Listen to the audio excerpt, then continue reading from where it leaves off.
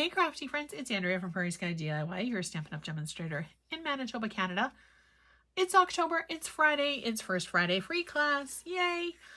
First of all, I cannot even believe it's October. World Card Making Day is coming up. Check the link down below for a group where some Stampin' Buddies and I are doing a free event. And also, we're doing watercolor backgrounds today. I've got 3 different techniques for you. We are using markers, we are using an ink pad, and we are using a reinker. I've got 2 pieces of watercolor paper, 1 piece of basic white. You're going to need water, a water painter, a stamp block, and a piece of some sort of something that's shiny and slippery. I am using the back of a sticker sheet. You can use saran wrap, you can use vellum, acetate, whatever you have available, that will work.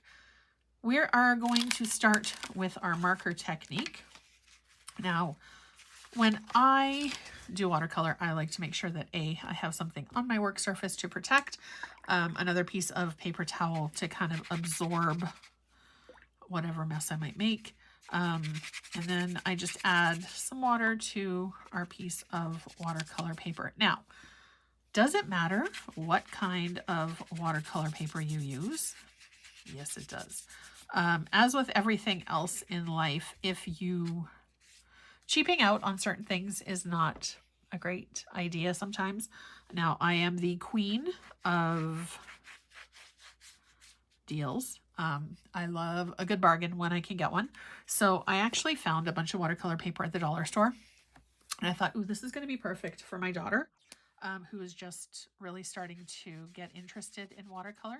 So I've added my water. Now I'm just going to add our ink. I'm using the side of our brush to get maximum coverage and to alleviate some of those harsh lines that you can sometimes get depending on how you add the color. Anyway, I thought, ooh, dollar store, perfect paper for her to get started because it's not expensive. She can muck it up. It'll be fine. It was not fine. It was not a good experience for either one of us. The paper was not great quality, so it wasn't absorbing water the way that it should. It was pilling as she was coloring with it, and it just wasn't performing the way that we thought that it should. It was quite disastrous, actually, and I got just as frustrated as she did. So, yes, paper matters. Fluid 100 is the brand that Stampin' Up! Sells, and I really love it. It works well. Add a little bit more water. I'm getting a little dried out here. It works really well. It covers really well, and it cuts like a dream. I also like Bristol, but Fluid 100 is hands down my favorite. Okay, and then don't worry about the tips of your brush fading. As the ink redisperses, it will be fine, I promise. And then we're just going to color in with this guy. Now, if you wanted to, you could leave your watercolor like this. I am not. I'm going to kind of zhuzh it up a bit. I like flicking the water just to kind of get a bit more interest and a little bit more pattern going. So you can see as it starts to hit the water, the ink and the water kind of combine. And then I'm just going to go ahead and blend it a little bit more where the edges kind of meet. I really like how it looks. It's kind of, I don't know, looks kind of like a cloud, or I'm not even sure. So if you want, you can leave, need a little bit more on that edge, I think. You can leave it as is and then just let it dry. It will start to curl as it starts to dry, but when it's dry, it will flatten back out. Or if you want a little bit more subtle look, all you need to do, whoops, is dab it off. And I didn't close my craft room door, so the dog's going to start talking.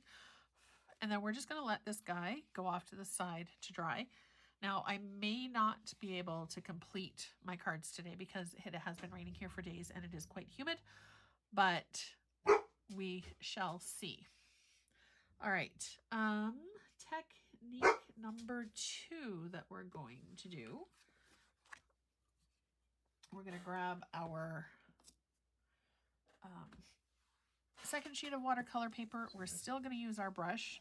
I'm using a stamp block for my ink, but you can use really whatever you want to. If you have a watercolor or a palette, a paint palette, that's the word I'm looking for. Really something that's going to hold your ink, that's not going to stain your surface. Okay, your cameo's over now, Pupper. You can go lay down. I'll let you out in a minute. Oh, I guess her cameo's not over. Unpredictable life with pets and children. All right. So I've got, what is this? Tahitian Tide. I'm actually going to add a bit of water to my block as well. And then just add, I don't know, a couple-ish. There's a lot of ish in my craft room. We just kind of fly by the seat of our pants here. And then we're just going to do an all-over wash with this one. So by adding the water, it makes the color a little bit less intense. And then we're just going to do a wash, literally. You can see that it's going to react with the water that's already on the paper. It's not going to be perfect, and we don't want it to be perfect because it's a wash. Now, if it's too dark, just go into your bowl or add more water by squeezing your water painter, and then just keep moving it around until you're happy. If you want a few spots that are darker, just go on. I forgot to shake this before I added it, but it should be fine. Just go ahead and add a little bit of full strength and then get a little bit on your cap so you can get blue fingers. Oh my gosh. We are fully on board the Hot Mess Express today, guys. I don't even know what's going on here. I can't even pretend anymore. And then just add a little bit more of just the straight darker if you want to. If you don't, also fine. Now, something that's really cool, if my heat tool is plugged in, I'll show you. And also, while I'm thinking about it, with your water, it will get mucky, it will get murky, but the color doesn't tend to transfer onto your project. And this is not plugged in. Of course it's not. All right.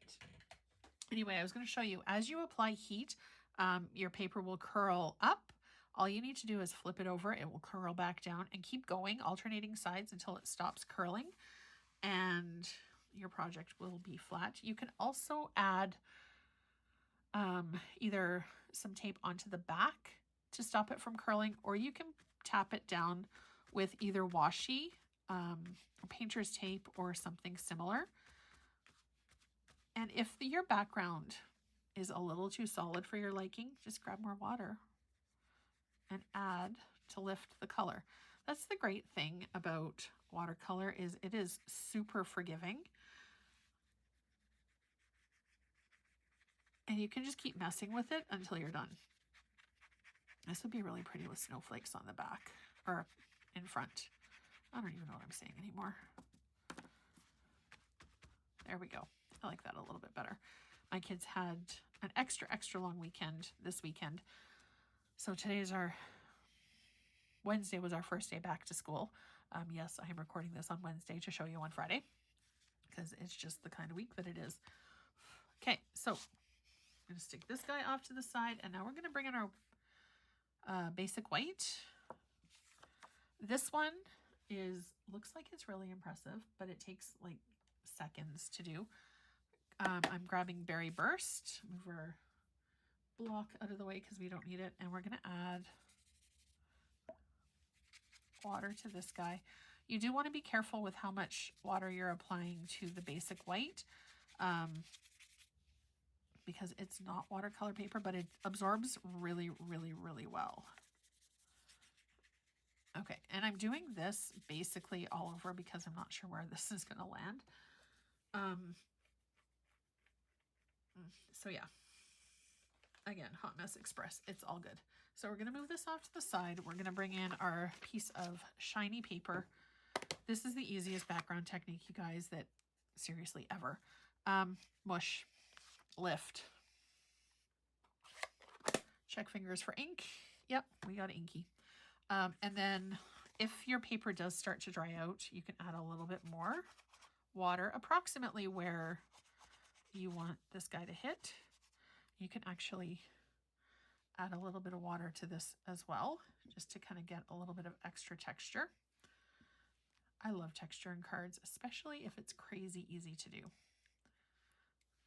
And we'll do, like, literally, there is no right or wrong. If you don't like it, grab another piece of paper, put this one in your scrap pile, and maybe you'll get inspired for it later. Put it down. Press. There will probably, yeah, there's some overflow. And the more water you add, the more overflow there's going to be. So if you just want to do like smush and flip, that works as well. Okay, and then actually I'll do one more, maybe. So there's this guy. It'll be a little bit different when it's dried. So I'm just going to put that one off to the side, and then I'm just going to do a straight, see if I have any cut sheets of basic white on my desk.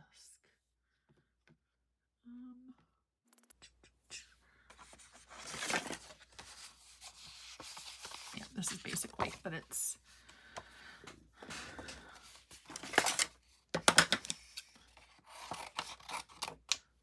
there we go.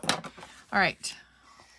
So basic white, add a little bit of water to the sheet, and then we're just going to smush and flip. We're not going to add any water to what we have on this piece.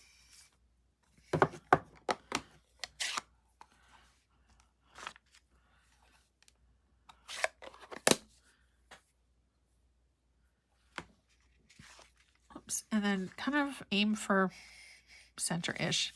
If you don't love it, you can always re-smoosh it.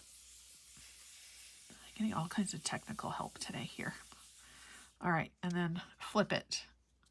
So if it's a little bit too splotchy, I really like how this looks. It kind of, I don't know, gives it a little bit more texture and dimension. You can always add a little bit of water on top just to kind of blend out the white a bit. I'm not a lover of pink. If you've been here for a hot second, you've probably noticed it's not a color that I use a ton of, but I really like Berry Burst. Okay, and then we're just going to add some more sprinkles because, again, if you don't love it, keep playing with it till you do, or until you get tired of it, whichever comes first. So because there is a ton of water on this, it is going to take some time to dry. So I will not be making you guys wait, but I will show what the cards are, what the finished product is at the end of the video. So as always, thank you so much for watching. I truly appreciate your time. I hope you have a great rest of your day, and I'll see you soon.